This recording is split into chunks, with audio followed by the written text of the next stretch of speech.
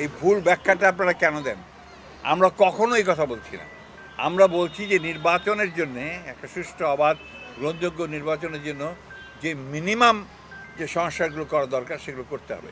যেমন নির্বাচন ব্যবস্থা কেন্দ্রিক যে সংস্কার, অর্থাৎ নির্বাচন কমিশন, নির্বাচনের ব্যবস্থা, এটা করতে হবে।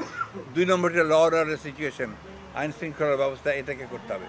3 নম্বর যে জুডিশিয়াল রিফর্ম, এটা অবশ্যই করতে হবে। এই 3টা একেবারে মাস্ট। সরকার 6টা রিফর্ম কমিশন করেছে। এই 6টা রিফর্মের মধ্যে সবচেয়ে বেসিক ইম্পর্টেন্ট রিফর্ম হচ্ছে এই 3টা।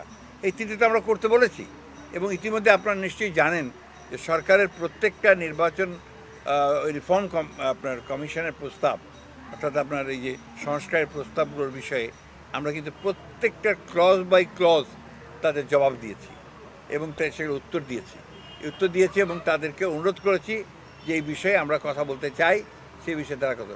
সরকার সিদ্ধান্ত নিয়েছে যে তারা এই বিষয়গুলো নিয়ে রাজনৈতিক দলগুলোর সঙ্গে কথা বলবে। সেই কথা বললে তখন সেটা হবে। কিন্তু আমরা যে জিনিসটার উপর জোর দিচ্ছি, যে জিনিসটা বুঝতে অনেকেই অক্ষম হচ্ছে, যেমন আপনি অক্ষম হয়েছেন, আমরা কখনোই কথা বলিনি। প্লিজ লিসেন, আমরা কখনোই এই কথা বলিনি যে আগে নির্বাচন তারপরে সংস্কার।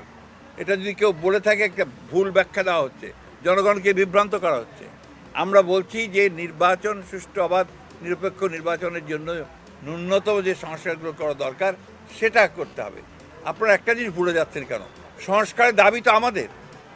2016 সালে আমরা ভিশন 2030 প্রথম আমাদের ম্যাডাম দিয়েছেন, সেই ভিশন 2030তেই কিন্তু আমরা আমাদের রাষ্ট্র ব্যবস্থার যে পরিবর্তনগুলো করা দরকার সেই কথাগুলো আমরা তখনই বলেছি। এই যে আজকে আপনার দ্বিকক্ষ বিশিষ্ট পার্লামেন্টের কথা উঠছে, এবং সরকারও মেনে, আপনার সংস্কার যে কমিশন তারাও বলছে এটাই করতে হবে। তো এটা তো আমরা তখনই বলেছি, তখনই সেটার মধ্যে আছে। আপনার কেয়ারটেকার গভর্নমেন্টের অধীনে 9 মাসের আপনার ইন্টারিম গভর্নমেন্টের সময় নির্বাচন, সেটা কিন্তু আমরা তখনই বলেছি। তাহলে কি বোঝা যাচ্ছে যে আমরা যা বলেছি সেগুলোই তো আসছে, তাহলে সমস্যাটা কোথায়?